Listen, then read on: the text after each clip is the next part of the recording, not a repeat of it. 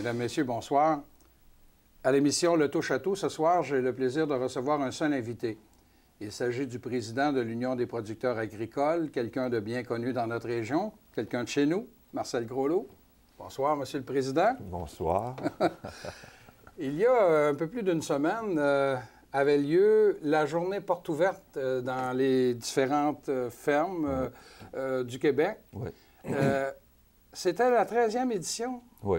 Alors, on a, c'est ça, 13e édition. Donc, lundi 13, c'est-à-dire, oui, c'est ça, dimanche 13, notre 13e édition. Bon, alors, chiffre chanceux. Et malheureusement, bon, on a eu un peu de pluie, pour ceux qui s'en souviennent. Là. Oui. Alors, ça a été un succès un peu affecté par la météo cette année. Ouais. Mais c'est une activité qui est quand même assez populaire parce que malgré la pluie qu'on a eue, on a quand même eu 98 000 visiteurs à travers le Québec. Oh! Et on a eu 12 000 visiteurs au parc Jean-Drapeau, alors qu'habituellement, on avait autour de 35-40 000 visiteurs au parc Jean-Drapeau. Là, on a eu 12 000 visiteurs. Donc, c'est sûr que le mauvais temps a affecté la participation, mais la popularité de l'événement ne se dément pas. C'est toujours très populaire. Donc, c'est la 13e édition. Ça a commencé au début des années 2000. 2003, oui. si je me souviens bien. Puis, mais d'où vient l'idée de faire des journées portes ouvertes sur les producteurs, chez les producteurs agricoles? En fait, c'est un groupe de producteurs de la région Beauce-Bellechasse qui avait eu cette idée-là, de faire une porte ouverte sur une ferme ou deux dans la région, puis de regrouper les intervenants du milieu agricole, puis surtout d'inviter les producteurs au départ à venir jaser entre eux puis visiter ces fermes-là. Puis là, l'événement a comme été repris à l'échelle provinciale par les gens de communication, puis on dit, finalement, c'est plus qu'une bonne idée, c'est une idée qu'on devrait élargir à l'ensemble du Québec, puis inviter les citoyens, pas uniquement les producteurs agricoles. Alors, après 13 ans, on a dépassé le million, plus d'1 million de visiteurs sur les fermes. L'an dernier, l'an dernier, 200 000 visiteurs. On avait eu une très belle journée. Alors, c'est un événement qui est... les gens nous en parlent maintenant, puis on a des partenaires associés qui veulent être présents à l'événement, comme l'Oblat, Provigo, Desjardins, AgroPure, la Promutuelle, compagnie d'assurance, la Promutuelle, la mutualité. Donc, ces gens-là sont associés avec nous maintenant, la financière agricole et le MAPAC. Donc, c'est important pour le milieu agricole, puis c'est important de créer ce lien-là entre les consommateurs, les citoyens et l'agriculture, parce qu'on est un peu plus... il y a moins de gens qui vivent à la campagne. On est plus citadins aujourd'hui. On est plus citadins aujourd'hui, plus urbains. La société s'est urbanisée, donc c'est une façon de faire ce lien-là, maintenir ce lien-là entre les producteurs et les citoyens. Est-ce que cette journée-là a toujours lieu le deuxième dimanche du mois de septembre? C'est toujours le dimanche après la fête du travail. Ah bon? C'est toujours. Donc, on a trouvé. C'est un moment où la fête du travail, les gens, c'est comme un peu la fin de l'été. C'est ça, le la retour reprise aux classes. des activités normales. Nous, on s'est faufilé à ce moment-là, le dimanche suivant la fête du travail. Et c'est connu maintenant. Donc, cette activité-là est planifiée à ce moment-là. Alors, si on recule il y a un peu plus d'une semaine, là, à la journée du 13 septembre, c'est quoi l'horaire d'un président de l'UPA dans le cadre de cette journée spéciale-là? Bien, comme on a maintenant des portes ouvertes au parc Jean-Drapeau, puis qu'on a plusieurs groupes de producteurs qui sont présents avec leurs animaux, puis avec producteurs de lapins, tous les producteurs. Donc, je passe l'avant-midi au parc Jean-Drapeau. Le matin, j'avais donné une entrevue à LCN pour inviter les gens, expliquer l'événement. Et avec notre porte-parole, Marie-Ève Janvier, donc j'ai passé la journée avec Marie-Ève Janvier. C'est les difficultés d'être président de l'UPA, ça. Plusieurs me trouvent bien chanceux de pouvoir passer une journée avec Marie-Ève.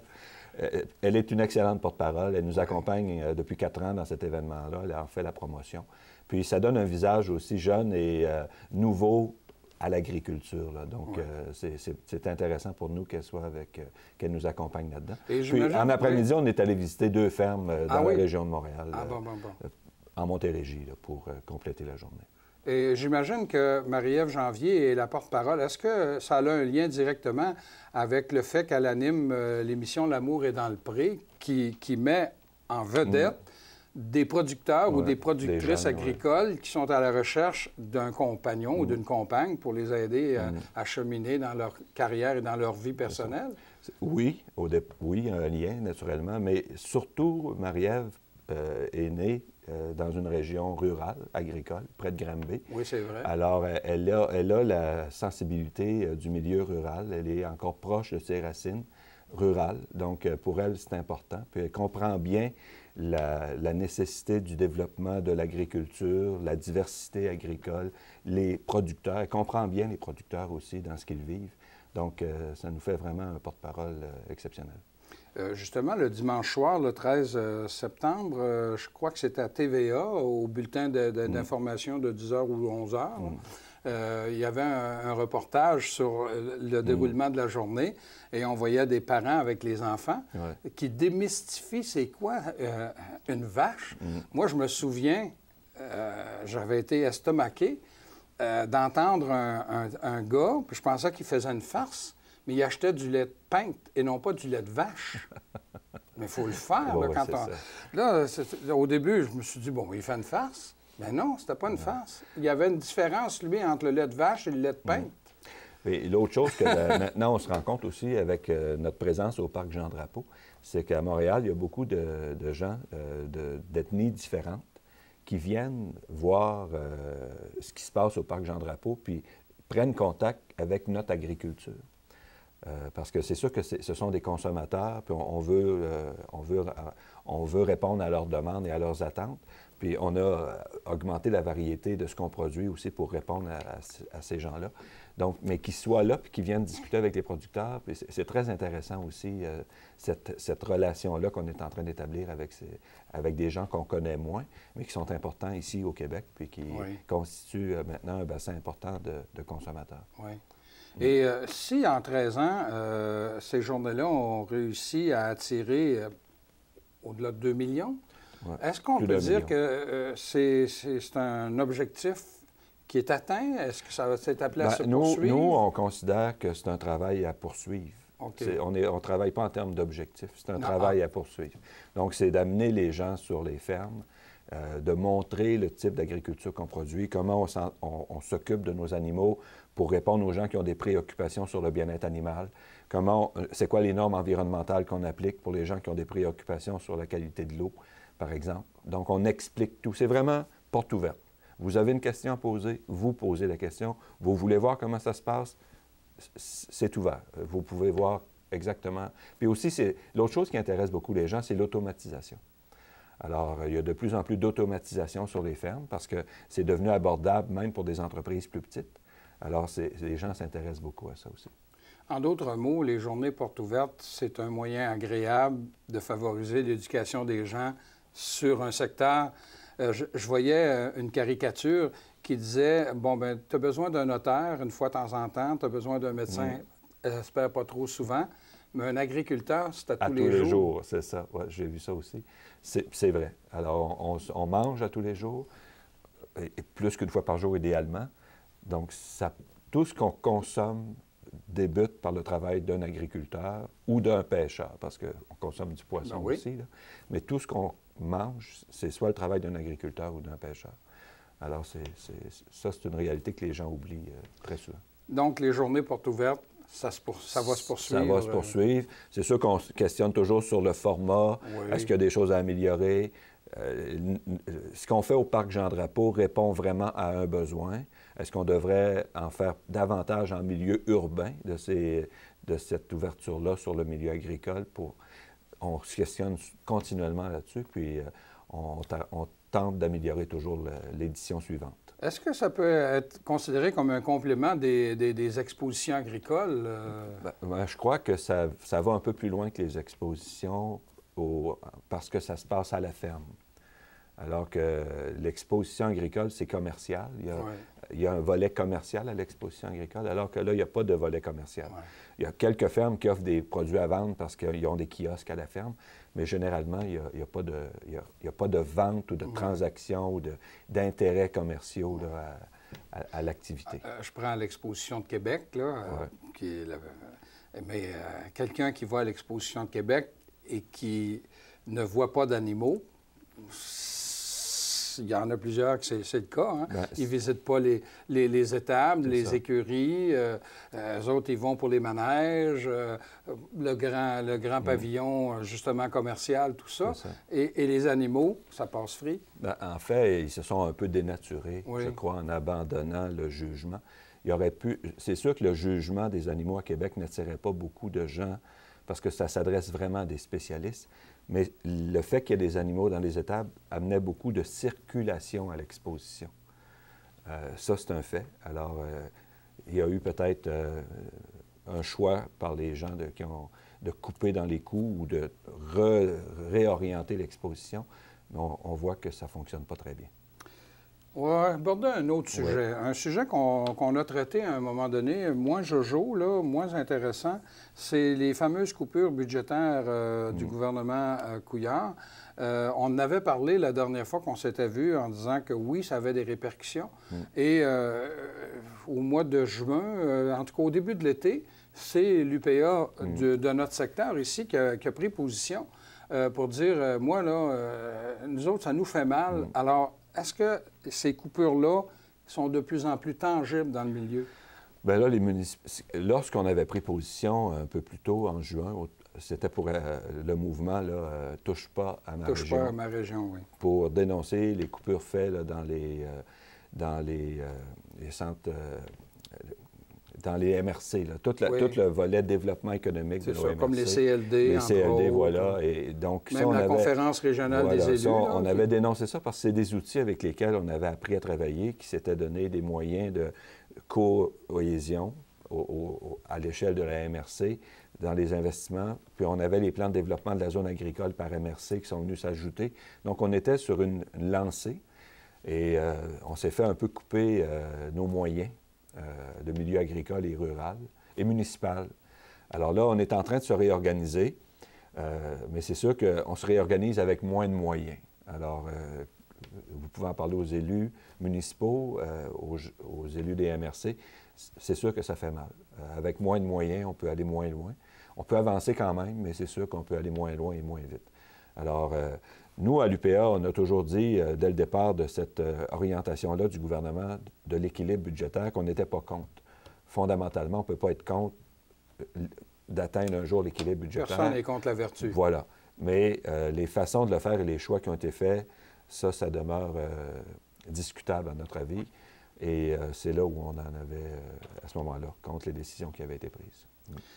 Un autre sujet qui est très, très important, puis on a vu des reportages, plusieurs reportages, et même justement le dimanche soir, le 13 septembre, on a vu un reportage d'un producteur agricole du Québec qui émettait de grandes craintes quant à la survie de son entreprise. Ouais. Puis il parlait de la préservation de la gestion de l'offre. Ouais. Il y a des négociations qui ont eu lieu ou qui ont lieu encore. C'est quoi au juste ce dossier-là qui m'apparaît pour moi là, un peu... Je comprends pas tout. OK. C'est pas simple. En effet, là, pour le commun des mortels, là, le citoyen, c'est vrai que c'est pas simple à comprendre. En fait, le Canada, comme les États-Unis, comme l'Europe, on pourrait parler de la Nouvelle-Zélande, chaque pays a des politiques agricoles et agroalimentaires. Lorsque le Canada participe à une négociation internationale, puis que d'entrée de jeu, il dit « tout est sur la table », ça veut donc dire que la politique agricole pourrait être impactée par cette négociation-là. La négociation qui nous préoccupe, c'est la négociation du partenariat transpacifique, le PTP dans le jargon. Cette négociation-là implique 12 pays qui ont des côtes, dont les côtes sont sur l'océan Pacifique. Donc le Canada, les États-Unis, le Pérou, le Chili, la Malaisie, le Mexique, le Japon. Donc 12 pays. Le Canada et le Japon ont fait leur entrée dans cette négociation-là en 2012. Auparavant, ils n'étaient pas dans ce groupe de pays-là. Il n'y avait que les États-Unis et les autres pays. Lorsque le Canada a fait son entrée, la condition était que tout était sur la table. Donc, ça veut dire que la politique agricole canadienne, qui est composée de 2 éléments principaux, la gestion de l'offre pour les producteurs de lait, de volaille et d'œufs, et les programmes agri-stabilité et agri-investissement pour les autres producteurs, ces volets-là de la politique agricole se retrouvent sur la table. Mais plus spécifiquement, la gestion de l'offre.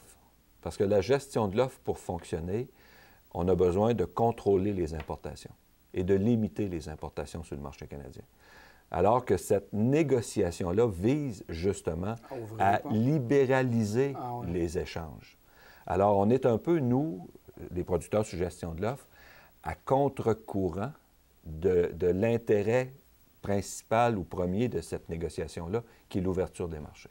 Alors, ça fait beaucoup de pression sur le Canada pour ouvrir son marché laitier, ouvrir le marché de la volaille, ouvrir le marché des œufs. Et s'il y a une ouverture, ça va représenter quoi? Parce que le producteur agricole, l'autre soir, là, il disait que son entreprise est menacée. Oui.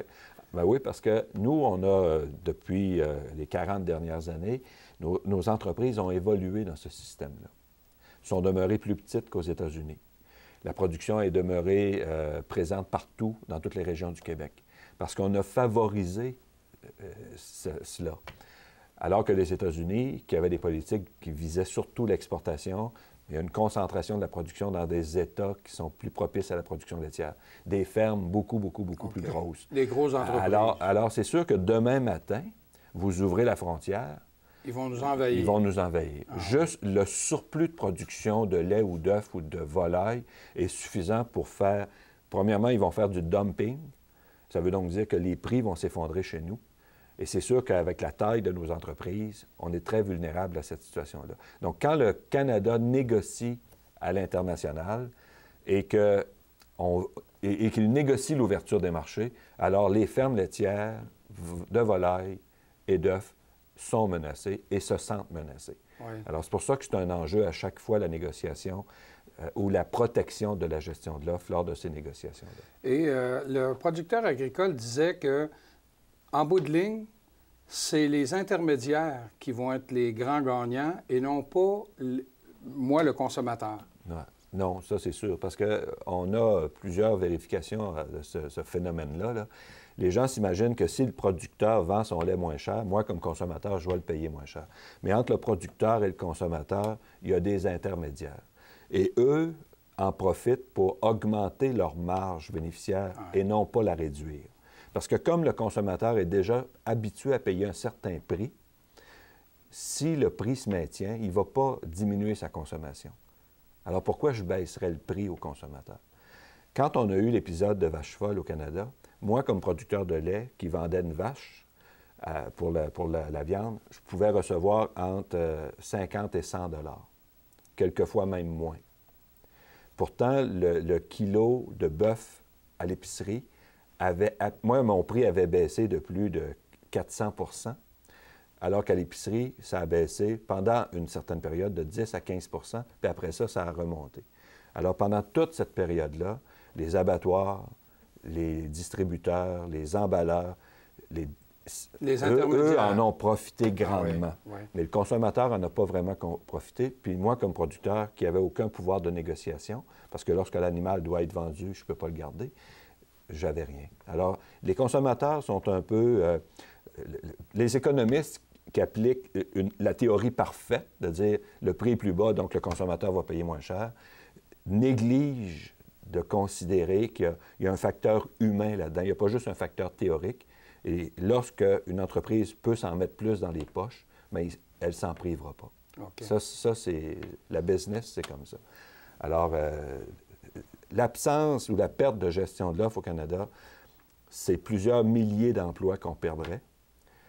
Et pour nous, on estime aucun bénéfice pour les consommateurs. Puis une perte d'autonomie au niveau de la fourniture des biens essentiels au Canada, les producteurs, les consommateurs sont assurés d'avoir du lait, des œufs, de la volaille produits localement ou à proximité, là, dans la province. Puis au Canada, ça représente 20 % de notre consommation totale d'aliments environ. Là. On peut dire qu'il y a 20 % qui est produit chez nous, 80 % qui est produit chez nous aussi, mais aussi importé. Alors, c'est comme un peu un minimum de ce qu'on devrait au moins préserver au niveau de notre sécurité alimentaire également. je pense que c'est cet été qu'il y a eu des négociations. Là. Ouais. Puis là, à un moment donné, ils ont dit qu'ils avaient terminé les négociations ou les rencontres. En fait, où ça en est rendu, ça? En fait, il y a eu... dossier-là? c'est ça. Il y a toujours des événements qui viennent mettre de la pression sur ces négociations-là. L'élection américaine en 2016 fait en sorte que pendant la prochaine année, les États-Unis ne seront pas vraiment en mesure de négocier une entente de cette envergure-là internationale. Donc, les États-Unis ont mis de la pression pour tenter de clore cette négociation-là cet automne, en octobre. Ils souhaitaient une conclusion en octobre. Donc, il y a eu une conférence ministérielle d'organiser en juillet avec vraiment de la pression sur le Canada et sur d'autres pays pour dire il faut trouver un compromis, il faut s'entendre maintenant. La négociation a achoppé pas sur les questions agricoles ou alimentaires. Elle a achoppé sur, premièrement, le secteur de l'automobile. Le Japon et les États-Unis s'étaient entendus pour réduire la portion de pièces qui devaient être fabriquées soit au Canada ou aux États-Unis ou dans le pays pour produire une voiture. Actuellement, il y a un minimum de pièces automobiles qui doit être produites au Canada. Les constructeurs ne peuvent pas importer plus qu'un certain pourcentage de la composition de la voiture. Alors ça, ils voulaient réduire ça, et là, le Canada s'est opposé à ça. Il n'était pas d'accord, le Mexique non plus. Donc, il y avait d'autres enjeux que l'enjeu agricole. Okay. Mais c'est sûr que cette négociation-là, elle est suspendue. Est-ce qu'elle va reprendre d'ici 2016? Plusieurs en doutent, mais après l'élection américaine, bon, selon la volonté du nouveau gouvernement aussi, on verra qu'est-ce qui adviendra. Mais il reste que la négociation est suspendue actuellement. Le rôle de l'UPA et des autres organismes agricoles au Canada, c'est de faire des pressions auprès du gouvernement. Bien là, nous, on est en élection de toute façon, mais ce sera de continuer à faire des pressions pour dire on a des acquis, il faut les protéger. Oui, puis dans cette négociation-là, il y a aussi les accès au marché. On a des producteurs de porc, on a les gens du sirop d'érable, on a des gens de canneberge, on a des bleuets. Le Canada exporte aussi. Donc, oui, on veut avoir accès au marché étranger, mais comme les États-Unis et l'Europe, lorsqu'on négocie avec l'Europe ou d'autres pays, on veut aussi protéger une portion de notre agriculture de la fluctuation et de la volatilité des prix internationaux. Donc, le Canada travaille sur les deux volets, l'accès au marché et la protection d'une partie de son agriculture. Et il n'y a pas à être gêné de faire ça parce que les États-Unis font la même chose et l'Europe fait la même chose. Alors, c'est un jeu délicat, c'est une balance délicate, mais pour nous, le Canada peut réussir ça. Est-ce que le gouvernement actuel, là, parce que est-ce que vous avez une bonne oreille auprès du gouvernement Harper?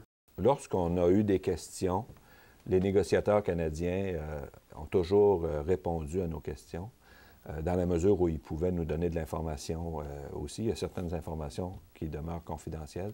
On a eu accès au ministre des Affaires extérieures, M. Fast, lorsqu'on était à Hawaï. On a rencontré M. Bernier à quelques reprises, Christian Paradis aussi. Donc, non, il y a une certaine ouverture du gouvernement, puis la position du gouvernement, elle est claire. Le gouvernement, la première priorité, c'était le maintien de nos marchés ou davantage d'ouverture de marché. Mais la deuxième priorité, que nous, on aurait voulu voir ex aequo avec la première priorité, c'était également la protection de la gestion de l'offre et du marché canadien qui en dépend. Donc, c'est là où il y a un petit écart entre ce qu'on souhaiterait et la façon dont eux l'expriment. Eux, ils disent oui, la priorité aussi de protéger la gestion de l'offre, mais nous, on voit ça, et la gestion de l'offre et le marché ex aequo avec l'ouverture et le maintien des marchés étrangers. Donc, c'est un dossier qui est à suivre et à surveiller. Et l'UPA est là aussi pour ramener de l'information qui est reprise par les journaux, les médias, parce qu'il n'y a pas tant de personnes que ça qui s'intéressent à ces négociations-là. Mais en bout de ligne, c'est nous aussi que ça nous concerne. Bien, c'est ça. Ça concerne les citoyens. Et les citoyens, on l'espère, ont été plus sensibilisés cet été là, par tous les reportages qui ont eu lieu, les questions que se posaient les producteurs. Donc, ça a soulevé de l'intérêt pour cette négociation-là qui déborde de beaucoup du monde agricole, là. Toute la propriété intellectuelle, les brevets pharmaceutiques, la protection, même notre industrie automobile qui concerne davantage l'Ontario que le Québec, mais tout ça est sur la table, là. Donc, c'est des enjeux aussi pour tous les Canadiens, pas uniquement pour les producteurs agricoles. temps de l'émission est déjà écoulé. Ça va vraiment vite. Oui, hein, ça va vite. J'avais le plaisir de recevoir le président de l'Union des producteurs agricoles, M. Marcel Groslot. Merci beaucoup. Bien, ça me fait plaisir. Et vous, je vous invite à nous revenir la semaine prochaine.